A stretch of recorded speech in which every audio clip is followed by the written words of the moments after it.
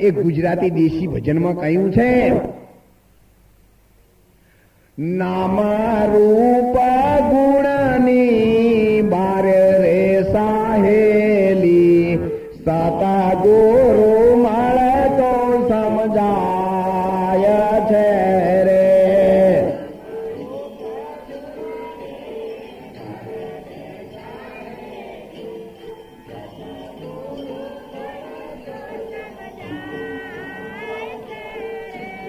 લખનારો લખવામાં ના આવે રે.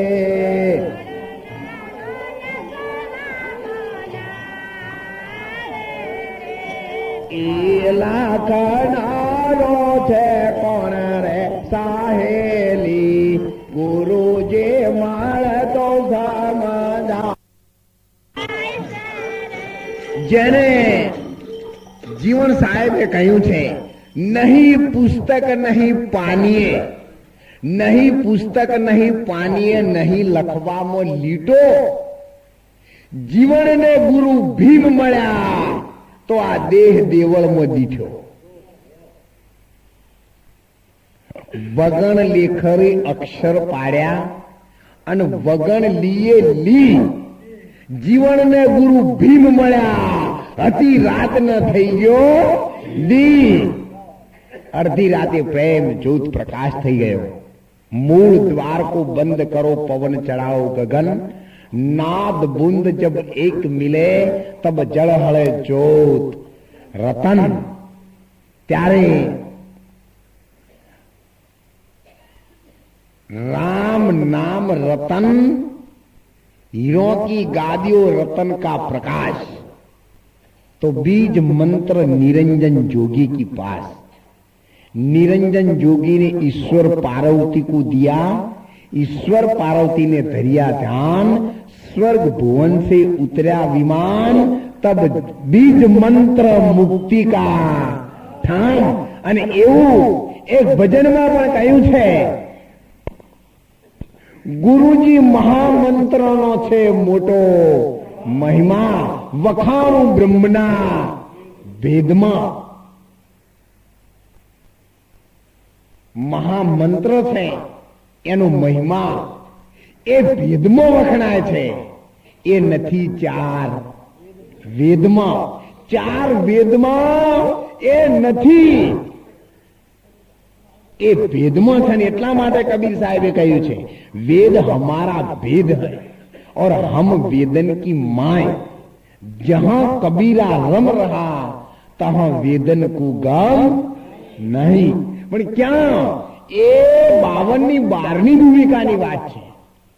વેદ એ તરફ લઈ જાય, નેતિ નેતિ કહીને બેસી જાય.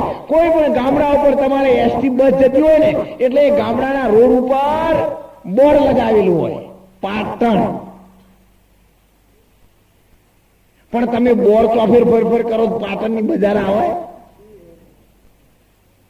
પાટણ લખેલું છે બરાબર છે, પણ એની નીચે એક તીર કરેલું છે. તમે બોર્ડ ચોફેર ના ફરવા માંડી પડો. એ તીર કરીને બાજુ જજો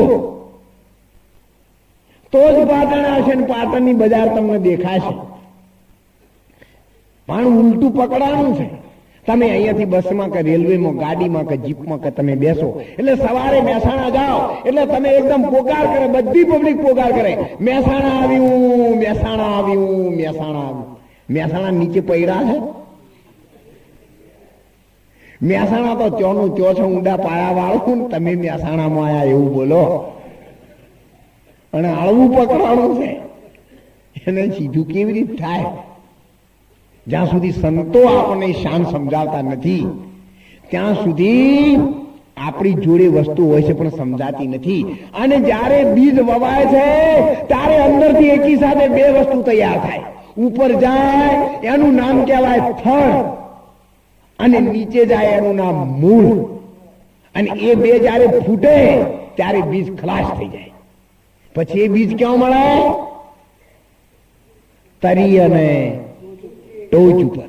પછી વચ્ચે ન મળી શકે. અને એ બીજમાં મૂળ, થડ, ગોઠો, સોઠો, પાણેઠો, પતંગ, ફૂલ, ફળ, એને રહેવાનું ઘર, અને પછી અંદર પાકે બીજ. આટલી ભૂમિકાઓ સર્જાય. બીજ જ્યારે ખેતરમાં વવાય ને ત્યારે એની અંદર 5 તત્વો ભરેલા હોય. બીજ કોઈ પણ ધરતીમાંથી ઉગે ને એ વખત પીળો રંગ હોય, એટલે પૃથ્વીનો રંગ પીળો છે. 5 તત્વોના 5 જુદા જુદા રંગ છે. સૌથી આકાશ તત્વ લાલ રંગ, તેજ તત્વ આછો સફેદ, વાયુ ભૂખરો રંગ, જળ લીલો રંગ અને પૃથ્વીનો રંગ પીળો. આ 5 તત્વોને ઓળખવાય. અને બીજી રીતે પણ ઓળખાય છે. તમારા નાકમાંથી પવન સીધો ઉપર ચાલ્યો જાય એનો આકાશ તત્વ કહેવાય. પવન 4 આંગળ ચાલે અને વેરાય તો એને તેજ તત્વ કહેવાય. 8 આંગળ પવન ચાલે અને પછી વેરાય તો એનું નામ વાયુ તત્વ કહેવાય. 12 આંગળ પવન ચાલે પછી વેરાય તો એનું નામ જળ તત્વ કહેવાય. 12 આંગળ કરતા આગળ વધે એનું નામ પૃથ્વી તત્વ કહેવાય. અને જો કદાચ જળ કરતો પવન આગળ વધે અને એ વખત જો કોઈ પણ માણસ બોલી રહે તો ભલે ગમે તેટલી ઉંમરનો માણસ હોય પણ એને વાંચ્યાને પણ એ બોલે તો બાળક થયા વગર રહે નહીં. પરંતુ ત્યારે તમારા દેહમાં તત્વ અને કઈ નાડીમાં પવન ચાલે છે તે મુખ્ય. અને હરી ભજવાની ટેવ પડી મારો વાલો ન વિસરે એક ઘડી.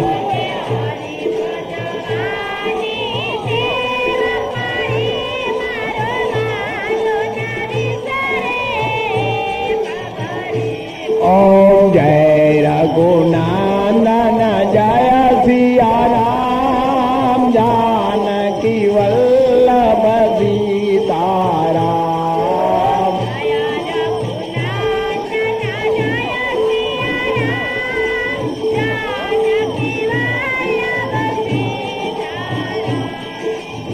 બોલશે પરમાત્માના નામની અંતરથી જય.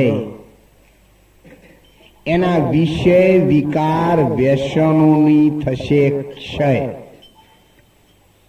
રા બોલતાની સાથે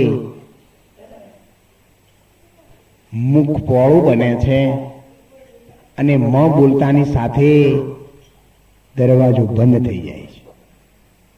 રા મ બોલો એટલે અંદર કંઈ પણ દાખલ નહીં થઈ શકે. અને જો તમે પરમાત્માનું નામ નહીં બોલો તો જે બોલે છે એનું પાપ બધું નીકળી જાય છે. અને ક્યાં જાય? જે ના બોલે એના મોઢામાં. કોઈ પણ ગાય હોય ને, ઢોર, એને બહુ બગૈયું વળગે ને, મોખીઓ, એટલે એ તળાવના કિનારે જાય અને તળાવમાં પડે ને એટલે એને શાંતિ થાય કે હવે બધું દુઃખ ગયું. પણ તળાવમાંથી જયારે કોઠા આવે ને એટલે બધું પાછું વળગી પડે. એટલે તો દુઃખ છે ને તો કોઠા બેહી રહ્યું છે. અંદર હોય ને ત્યાં સુધી જ મજા. આપણા સત્સંગમાં હોય ને ત્યાં સુધી જ લહેરી આવે, પછી તો અંદર ઝેરી લહેરી આવે. એટલા માટે વ્યસન વિકાર પરમાત્માની કૃપાથી નીકળી જાય છે. તમે કોઈ પણ બીજવારો, तुलसीदास जी महाराज કહ્યું છે, तुलसी सियावर रामचंद्र को रीज भजो के खीज, जू खेतों में वाविये उल्टा सुलटा बीज. ભલે હવળ હવળ પડે પણ બધાની ઊંબીઓ છે ને બધી સીધી આવે ઘઉંની. બધાનો બીજવારો સીધો ઉગે. પણ જો મવડાને વાવવો હોય તો તમારે ઊંધો વાવવો પડે, નહીતર ઉગે નહીં. જ્યારે મવડાને મવડા આવે ત્યારે માથાની ટાલ જેવો થઈ જાય, અને એનું કોઈ દારૂ ગાળે એના ઉપર માટલું મૂકે એ ઊંધું. આ પીનારાનું થાય કદી સીધું? અને એટલા માટે એક ભજનમાં પણ કહ્યું છે, હરે માન મારું દારૂડિયા માન મારું, માન મારું દારૂડિયા માન મારું, કોઈ નથી જગતમાં તારું દારૂડિયા માન મારું.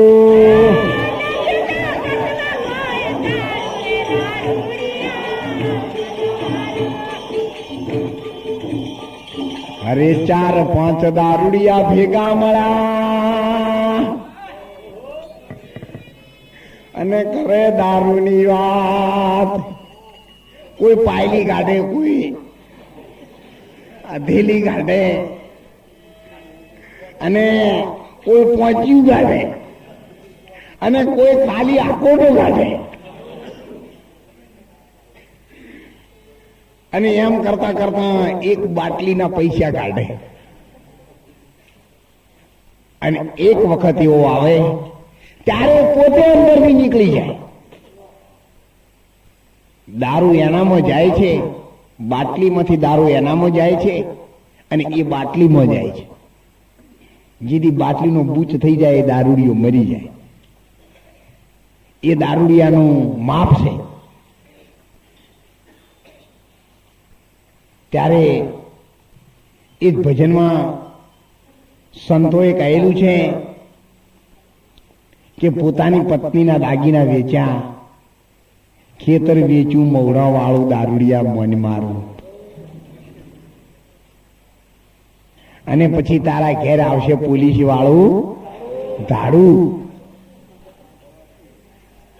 પોલીસ પકડીને હાલી ત્યારે વચમાં ઘર આવ્યું સસરા વાળું.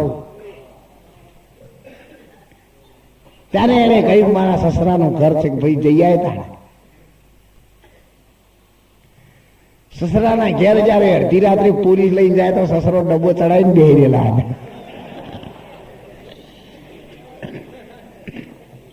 એકલા જમાઈને જોઈને તો સસરા રાજી થયા, ભલે ભલે પધારે, સાધન બધા તૈયાર છે. તો ઓલો પોલીસને પકડેલો દારૂડિયો પોલીસને ભૂલી ગયો ને પાછો પીવા બેસી ગયો. પોલીસ અમને ખોળવાય તો બે ભોન થઈ ગયા. સસરા જમાઈને કોઈ ઓળખે નહીં એવા બેને પકડીને લઈ ગયા. પછી દાગીના વેચ્યા, વકીલાતની પાસે ગયા, અને આખું ઘર પાયમાલ થઈ ગયું. અને એટલા માટે સંતોએ કહ્યું છે કે દેશની, સમાજની, કુટુંબની, શરીરની પાયમાલી કરવાનું મુખ્ય સાધન હોય તો સમાજનો કટ્ટો દુશ્મન નશો છે. કોઈ પણ નશો તમે ન કરો, નશો એ જ તમારા નાશનું મૂળ છે.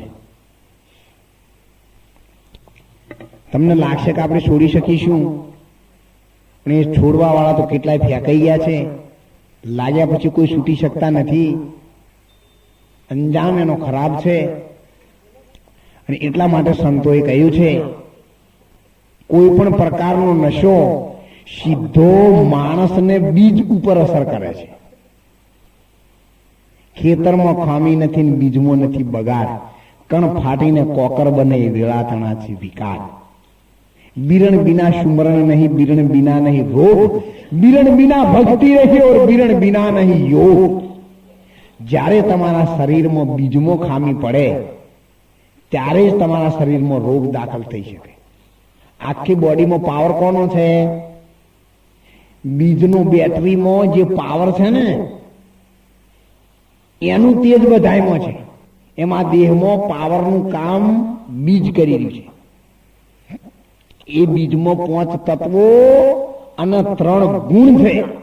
8નો બનેલો આખો આ ઠાઠ છે. એ બીજ તરી અને ટોચ ઉપર આવે છે. તમે કોઈ પણ બીજવાળો જમીનમાં વાવો, એના ઉપર હમાર દઈ કાઢો, પણ એનું કણસલું આવે એટલે બીજ ક્યાં જોઈ રહ્યું હોય? ઉપર જ જોઈ રહ્યું હોય. બીજનો આખો હોઠો છે, પણ બીજ હોઠામાં નથી. બાજરીનો હોઠો છે, પણ બાજરી ઢૂઢામાં છે. ચારે બાજુ એનું ઘર રહેવાનું કોતરીને રાખેલું હોય. એમ સંતોએ દેહમાં પણ એક ઢૂઢા જેવો આકાર છે, અને વચ્ચોવચ્ચ બીજ તાકી રહ્યું છે, જોઈ રહ્યું છે. પણ જ્યાં સુધી આપણને ખ્યાલ ન હોય ત્યાં સુધી એને ઓળખી શકતા નથી. એટલે સંતોની ભાષામાં એને કહેવામાં આવ્યું છે ગંગા, જમના, સરસ્વતી. 5 તત્વોના 3 ગુણ બીજમાં સમાવેલા છે. એટલે સત્વ ગુણનો રંગ સફેદ, તમો ગુણનો રંગ કાળો અને રજો ગુણનો રંગ છે લીલો, જેને ગંગા, જમના, સરસ્વતી કહી છે. અને એટલે સંતોએ કહ્યું છે એ માઈ ગંગા જમના રેવા છે.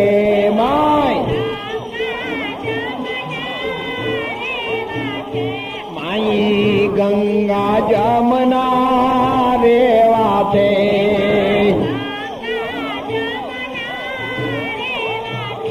માય મૂર્તિ એક મના દેવા છે. તારી કાયામાં કોણ બોલે છે?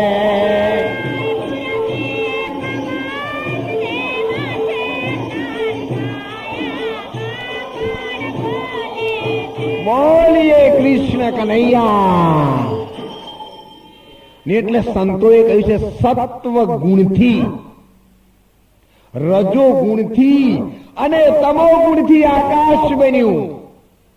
આકાશથી તેજ, તેજથી વાયુ, વાયુથી જળ અને જળથી પૃથ્વી, પૃથ્વી પૃથક પૃથક પૃથ્વી બની છે 25.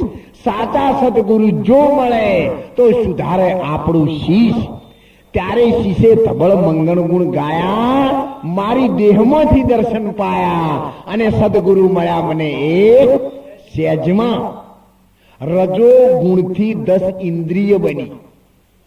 શ્રોત્ર, ત્વચના, શિષ્ણ અને એમ કરતા ઘ્રાણ, એક એક ઇન્દ્રિય ઉપર 3 દેવસી તેની કરો ને ઓળખાણ. પણ દેવ ઇન્દ્રિયો ભેગા મળીને બધો વાયો છે કચ્ચર ગાણ. એ મોય ભૂલ્યાને કાલા ડાયા, મારી દેહમાંથી દર્શન પાયા, સદગુરુ મળ્યા મને એક સહેજમાં. સત્વ ગુણથી અંતઃકરણ બન્યું. ચિત્ત, બુદ્ધિ, અહંકાર અને મન ભિન્ન ભિન્ન કરીને અર્થ સમજાવે તે ગુરુને કહીએ ધન ધન. ત્રિગુણી છે માયા. ચોથું પદ નિર્વાણ. મુનિ સંન્યાસી શેવડા મોય ભૂલી ગયા ભગવાન. એ મોય ભૂલ્યા કાલાને ડાયા, આ મારી દેહમાંથી દર્શન પાયા, સદગુરુ મળ્યા મને એક સહેજમાં. તેના ઉપર અક્ષર અમર એક ઘર છે, અને તેઓ આ શીશનો થાય છે નાશ. ઊંચા નીચું ધામ છે, એવો છે નિવાસ. બ્રહ્મા, વિષ્ણુ અને મહેશ ઉપર કહે છે મીઠા દાસ. એ ગુરુ મળ્યાને ગમ પાયા, મારી દેહમાંથી દર્શન પાયા, સદગુરુ મળ્યા મને એક સહેજમાં. અને એટલે સંતોએ કહ્યું છે આરે સામળિયાની સાથે રે સુરતા તોલે રોલે છે.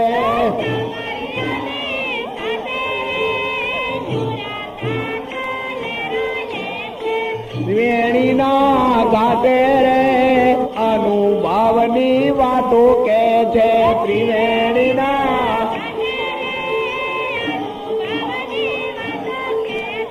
પરાપારથી આવે વાણી, થોથા પોથા ભરે પાણી, પ્રકાશ ઉભી વાટે રે ઝુરતા તોલે રોલે છે.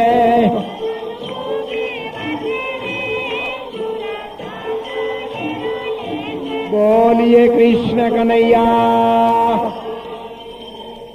અને એ ત્રિવેણીની વચમાં જે બીજ સમાયેલું છે એ બીજથી ઈશ્વરની પણ સાક્ષાત્કાર થઈ શકે છે.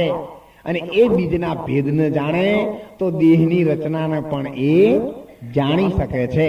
અને એટલા માટે કહ્યું છે કે સાધુ ત્રિવેણી વચ્ચે કાણું તે 10મો દ્વાર,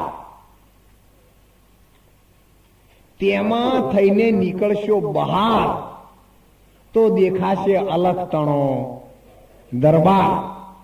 ત્યાં સુધી અલખનો દરબાર દેખાય એવો નથી.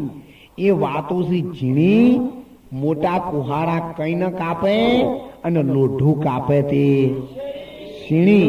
અને એટલા માટે સંત અનવર કાજી સાહેબે કહ્યું છે, एक शरीर से अनेक बनावे जहाँ धारे तो जावे, जो उस मुंह से वचन निकाले वही तुरंत हो जावे.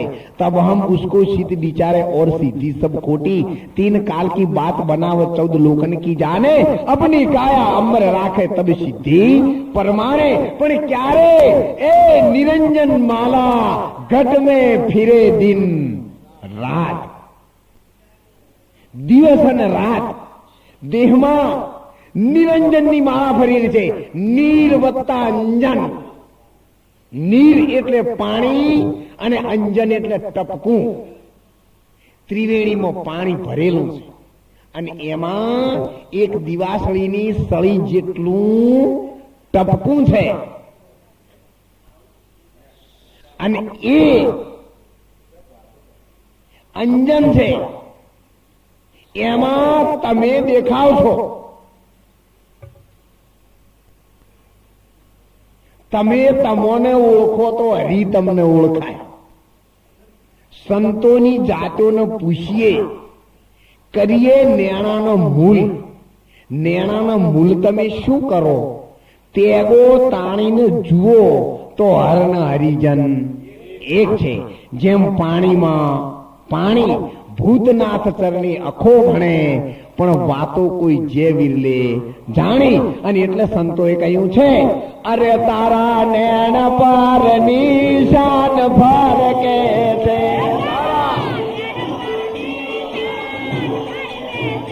તારા નેણ પર નિશાન ફરકે છે.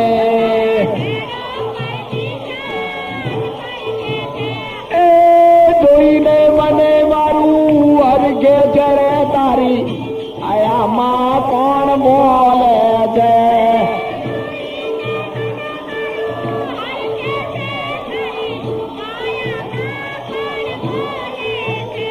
એ જોઈને મને મારું અરગે ચડે તારી આયામાં કોણ બોલે છે.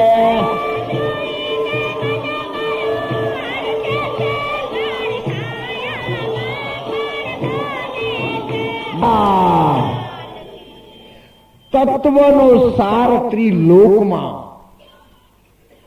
ગુરુ ગોવિંદ એક રૂપ, આદ અંત મધ્ય હરિ એક હૈ, હરિ ગુરુ સંત સ્વરૂપ. અને એ નિરંજન માળા પવન આવે છે તે ઓહમ અને જાય છે તે સોહમ. શામાંથી બંને જુદા પડ્યા છે? એક થડ છે અને એક મૂળ છે. ઉપર જાય તે સોહમ અને અંદર આવે એનું નામ ઓહમ. ઓહમ સમરો તો માયા આવે અને સોહમ સમરે તો મોક્ષ પાવે. गादी बैठ के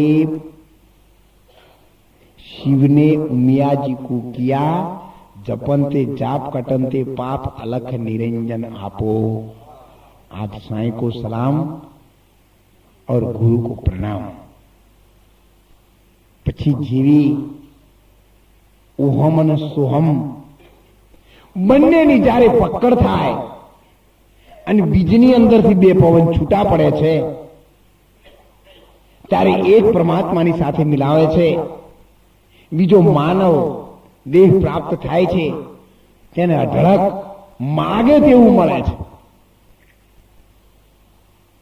બંનેમાં આટલો ફેર છે. અને જે જગ્યાએથી બંને પવનો છૂટા થઈ અને ભેગા થઈને જ્યારે ટકરાય છે ત્યારે અંદરથી એક અવાજ પ્રગટ થાય છે અને એ અવાજ છે તે પરમાત્માનું મૂળ નામ છે. એ નિરંજન, નિરંજન એ જ બીજ. લખવું હોય તો લખી રાખજો. शब्द का लब्ध भया दो पाडन के बीच एक पुरुष ऐसा आया खेद दिया निरंजन का शीश. જ્યારે નિરંજન જોગીની 64 યુગ સુધી પરમાત્માનું તપ કર્યું ત્યારે પરમાત્માએ એને વાણી આપી, એના ઉપર કૃપા કર્યું. આ પહેલા તો શૂન્ય હતું, સાંભળો નતું કોઈ સ્થાન, અગમ મલો વસ્તુ હતું, નતું કોઈ નામ કે નિશાન. તેમાં સત્તા સર્વ હતી જમ સૃષ્ટિ લીલાની માય. એક બીજમાં મોટો વડ છે, ફળ ફૂલ તેની માય. પ્રેમ પુરુષને પ્રેમ હો જબ રૂપ જોવાને કાજ અગમ સે બ્રહ્મ પ્રગટ કીધો ઓર રૂપ લીધું મહારાજ. પહેલા તો અમાસ હતી, કશું નતું, અને અમાસ માંથી રેલો ઉતર્યો ત્યારે એનો એકડો થયો. પેલા મીંડું થાય એનો અમાસ કહેવાય, શૂન્ય થાય. શૂન્ય શૂન્ય સૌ કોઈ કહે શૂન્ય સમજે ન કોઈ, પણ એ શૂન્યમાં સત્તા સર્વ રહી તમે પ્રેમનો પ્રકાશ કરી જોઈ. એટલે કોઈ પણ વસ્તુ તમે કરો, ચાલુ કરો લખવાનું, ત્યારે શૂન્ય પોઈન્ટ સેન્ટર ઓટોમેટિક થાય, તમારે કરવું ન પડે. અને શૂન્ય જ્યારે પ્રેમ પ્રગટ થયો ત્યારે એની અંદરથી રેલો ઉતર્યો, એનું નામ એકડો. એટલે એકડા તમે રો, એનું નામ કો પ્રેમ. અને એનાથી નીચે આવો તો સમજી દેજો, પછી બગડો.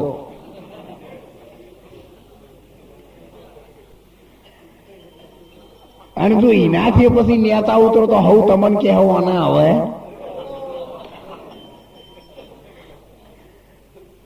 બધું ગોઠવી ગોઠવીને મૂકેલું છે, એમને મોકળા નહીં ગાઢ્યા.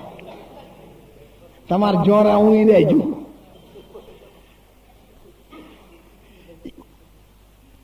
એકડો છે, એના ઉપર ઉતરવાનું લાઈન છે, પછી બગડો છે, તગડો છે અને મીંડું છે. 4 ભૂમિકાઓ થઈ. એક મીંડું, એક રેલો, એકડો પૂરો થયો તે બગડો અને છેલ્લે તગડો.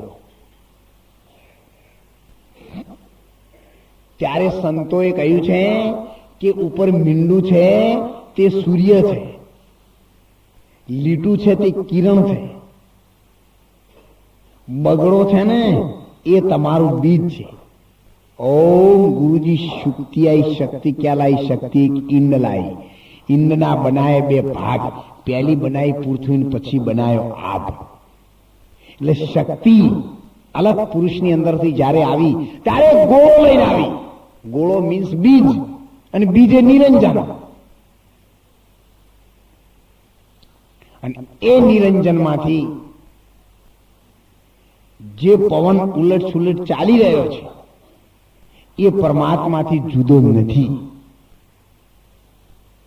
એને ઓળખવાની કોશિશ કરજો. અને એટલા માટે ગામડાઓમાં જ્યારે બહેનો કોઈ પણ પ્રકારનું ગાવાનું શરૂ કરે ને શુભ પ્રસંગે, ત્યારે બોલે છે, શુકન જોઈને સંચર જોરે. તારી કને જે જાગ્રત છે પુરુષ, એને જોઈ અને પછી સંચરજો એટલે હાલજો. જાગ્રત કોણ છે? દેહ ઊંઘે પણ પવન જાગે છે. એને તમે પૂછજો, એ અલખના નિશાનમાંથી આવેલો છે અને એ તમને ક્યારેય ખોટી માહિતી આપશે નહીં.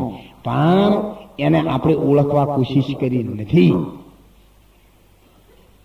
તન પરખે, મન પરખે, પવન પરખે ને પરખે 14 લોક સુધીનો સિદ્ધાંત 14 લોક ઉપર સરસાઈ પવનની ચાલે છે. માતા તમે તો શું આવે? પવન.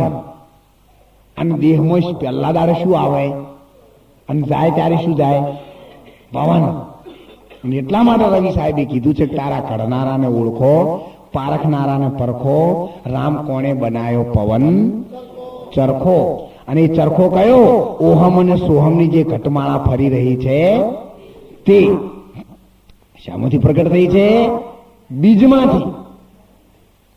અને એ બીજનો સાચો ભેદ જ્યાં સુધી સંતોની સાનિધ્યમાં આપણે પહોંચી શકતા નથી ત્યાં સુધી, અને એના અનુસંધાને આપણે શંકરલાલ ભજન બોલશે, પછી આપણે સત્સંગમાં આગળ વધીએ.